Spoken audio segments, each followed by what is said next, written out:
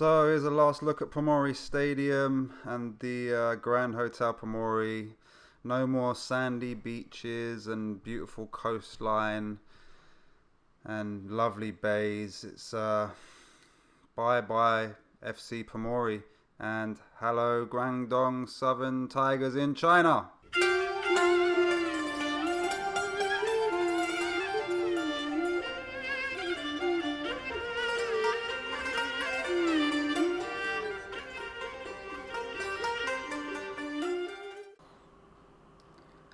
Hello guys and girls, and welcome to episode 10 of Gunnar Dre's Journeyman Save. Boy, it's been a while. 6 months of searching for a job. Sitting, twiddling my thumbs and waiting for the phone to ring, and suddenly we get the opportunity to move to Guangdong Southern Tigers in China. They are in the 2nd division. So I know I said at the beginning of this series that I wasn't going to be going to China, but I've waited so long and a job offer's finally come, and it's a really good job offer. They've given me a very big budget for signing players, and I'm very excited on what I can do. And it's not the same as my personal save where I went straight into the top division and had 50 million. This is a project that could last a couple of seasons, 2 to 3 seasons I think. They've got some money for me to do my badges, so I can get quite a lot of the badges out of the way while we head on up the league and hopefully get promotion into the top division, and then challenge for some silverware before we move on to our next job. So yeah, I'm really excited and I hope you guys are too, and I will move on and let you have a look at sort of what we've got squad wise and the positions that we're missing and the cover that we need. But yeah, it's going to be an exciting challenge, I think. Okay guys, just before I move into accepting the job and taking you through the team that we have at the moment and looking at what we're going to do with the team, I wanted to go through a little bit of the history of Guangdong South China Tigers. Is written here, but in the game it's Guangdong Southern Tigers. I've just found out a funny bit of information, really, that this club does not exist anymore in real life. It dissolved on the 3rd of February 2020, 4 months ago from at the time of recording this video. So essentially we are taking over a team in an alternate universe where the club is still running, and we're going to build a history for them that is sort of like a what could have been, really, because they don't exist. Okay, so this club has a history of disbanding. They were formed in 2003 and actually participated in the Hong Kong First Division League as a foreign team within the league, which is a weird fact, I suppose. They were then bought out and moved into China's 3rd division, and then they were disbanded the following year. So had a 6-year hiatus essentially, and then rejoined the 3rd division in China in 2011 and moved up to the 2nd division in 2018 and have been there for 2 seasons. So yeah, they've changed their name quite a lot. They've now disbanded in real life again for a 2nd time. So, you know, maybe they will be back in the future. Who knows? Okay guys, so here we are. This is the job offer from GD Southern Tigers. I've been given 2.7 grand a week, which ain't too bad, is it? I think a big jump from 400 quid a week from the last job, considering that, you know, all I did was just avoid relegation. And a transfer budget of 7.25 million. That's what's attracted me, I'm not going to lie. I've had so many job offers from teams that have no money. I probably wouldn't be able to get a coaching badge from them. It's just been a hard slog going through 6 months with no flipping job, and seeing, you know, transfer window go by, and then we're in January now. I'm not even sure about the transfer window for China. I can't remember from the last time that I played a save in China, but we've got a nice wage budget of 52 grand a week. In China, you cannot sign non-Chinese goalkeepers. Another reason why I've taken this job is that I have a decent Chinese goalkeeper, so I'm quite happy about that. It means I don't have to worry about overpaying for one from another club. Obviously, the vision is sign players under the age of 23. That's my aim anyway. With 7.25 million, I think I can get a few little wonder kids coming in, hopefully. They only want me to avoid relegation in the second division, which I'm more than happy with that, and continue remaining in China League One. So they have no vision for the future really, but obviously my vision is going to be to get us promoted before I leave. And if I can do it in the first season, then potentially fight for a cup or something in the second season, because there's no way going to be able to compete with the top clubs with only 2 seasons in China. To take a good couple of seasons with, other clubs have got a lot of revenue and stuff. So yeah, but I'll be happy with getting promotion and maybe fighting for a cup. So let's start negotiations. So they're only giving me a 1-year deal. Not a problem. I don't feel like I should have any trouble avoiding relegation. And we will finalise that deal.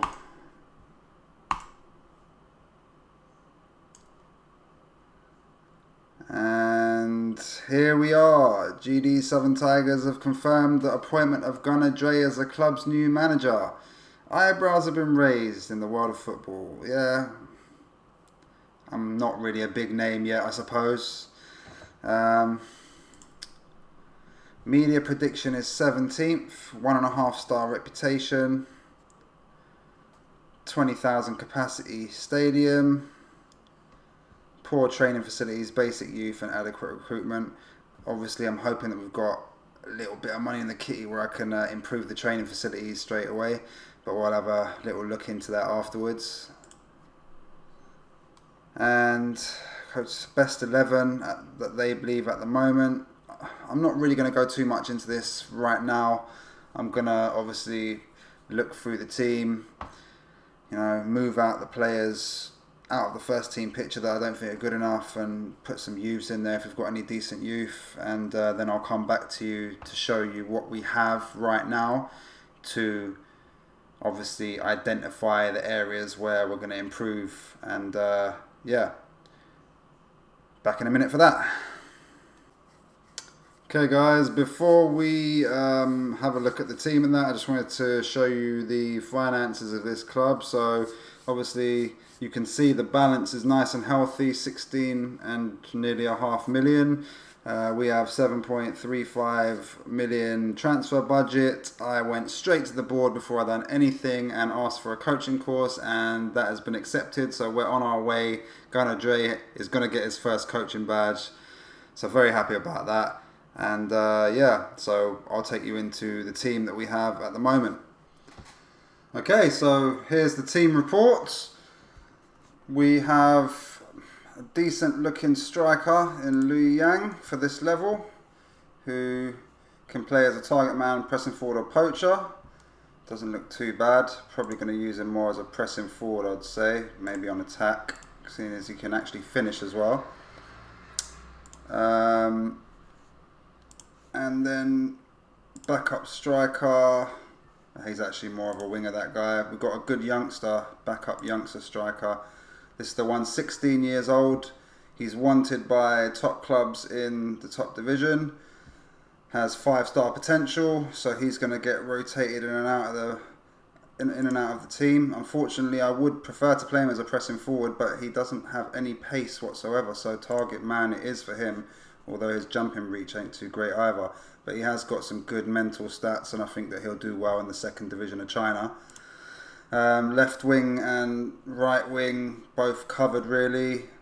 Not too bad in central midfield, although I am looking at a couple of players there. Attacking midfielder, I've put a bid in for Aslan, and we'll see if we can bring him to the club, although he didn't look interested because he wasn't coming up in my search on my shortlist. But I've put a bid in for him anyway. Centre backs could do with a little upgrade, maybe one centre back, and wing backs as well. But we've got a good goalkeeper. as I said, for this level. So pretty happy with the squad so far. And there's just a little bit of work to do, but I'm sure that we'll be able to get it done with 7.5 million. It's just actually convincing some players to actually come here. Obviously, big budget's all well and good, but if the players don't want to play in the second division of China, then there's not really much you can do. So I might be going down the Chinese national route and just looking at Chinese players who maybe in the top teams are not getting a game, and potentially I could nick them, bring them over here, maybe a couple on loan. We'll see how we go. Okay, so here we are, first press conference. Media wanting to meet me. What are my initial thoughts on taking the Southern Tigers job? I'm very excited and can't wait to get stuck in. Do I feel my ambitions are matched by the owner? Well, he's given me a coaching badge, but unfortunately I did ask for a increase in the training facilities, and he was like, "You've only just got here, mate, so maybe you should start focusing on the team first before you ask for stuff." So, but I'm going to say I do, yes, discussions are creative, and I'm hoping that in a little bit of time I'll be able to get those improvements to the training facilities sorted. I can't speak Cantonese. I don't have worries. Football's a universal language, lads. Am I excited about the prospect of managing in China? Yes, I'm looking forward to working in a new country. I've been out of the game for some time. Yeah, I know, I am. I'm not rusty in management, but I've been bored as hell trying to find a job. But studied a number of teams, have tons of ideas maybe. Yeah, that's fine. I have looked at bringing in a couple of changes to the backroom staff, but I'm not going to tell them that. Am I confident my particular brand of football will translate well to the new job? Yes, we have to develop our own style and build a way of playing that suits me and my players. Will I be looking to bring back some former colleagues in the backroom team? Probably not the backroom team, but I'm really hoping I can get Aslan from Pomori, because he's at a very high level compared to the second division in China. So it'll be very nice to bring him, but I'm not going to tell them that. What attracted me? The £7.5 million budget, but that's not going to be in here. So I'll just say it's a massive club and would appeal to anyone. They're built for success. What role can the supporters play? The fans will play a massive part. How far can I take this club? I want to make this a long-term success, and I hope that we can make that vision a reality. And everyone has to embrace working hard so that we can achieve our goals. And does it have the necessary quality? I believe it does. And once I add a few cogs, I think that we could actually do a lot better than they're asking of just avoiding relegation. Do I have any reservations? None whatsoever. Jonathan Allen is, I believe he's our right winger. He can play right and left, and he is not a bad player. He's got good pace, good crossing, so I'm hoping that he's going to be putting some good balls in. So yeah, he is a tremendous player and will be integral. I haven't made any decisions regarding the captaincy, and I'm not going to say anything about what areas of the squad I need at the minute. League is my priority because I want to get up to the Premier Division in China. So that's the end of the press conference, and hopefully I can come to you shortly with news of a signing or two. Okay guys, so here we are, the first signing under my stewardship at GD Southern Tigers. We are signing Wu Zuocheng, a 23-year-old central midfielder, for 350k. He's quite a decent player, especially for this level. Got some nice passing vision, technique, decisions, first touch, acceleration, anticipation. So obviously he's not the complete package, but not many players are in the second division of China. So it's just about trying to find players who are going to make your team better. And I believe that this guy is definitely going to make my team better. So I'm pretty happy with that. Let's see what everybody else thinks. So there we go. Star player and could still improve. Potential good China League 1 central midfielder. A B for fan reaction. So yeah, very happy with that. Okay guys, so we've had 3 more transfers through the door. And I'm really happy with this signing. This guy, Dusan Jokovic, look at that. Look at that centre back for second division China. worth 1.1 million already. Only paid 140k for him. I mean, if he doesn't like guarantee safety on his own, as long as he doesn't get bloody injured, I'll eat my hat, literally. But yeah, really happy with that one, man. In China, you only get 3 foreign players, 3 foreign player slots. But you also get a 4th foreign player slot for one player who comes out of some neighbouring country. So I'm scouting those areas to try and find that 4th foreign player. But yeah, really happy with that one. We did get Sun Liang, who he was already on his way in. It wasn't confirmed yet. 16-year-old Chinese attacking midfielder, who's not great or anything, but he was already on his way in and it was really cheap, and I just thought, you know what, they wanted to bring him in, so just let that transfer happen. So he's in. Actually, it was a freebie, not even cheap. And then I found this guy, Louis Runan, on a free. Wasn't doing anything, sitting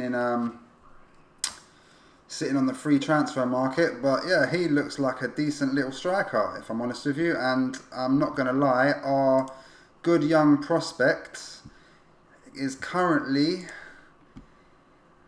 about to be sold. Wang Jinxin has a bid of 4 million plus add-ons and 50% sell-on clause, etc., etc. So he's probably going to go, and that is going to be his replacement, who will basically cost nothing.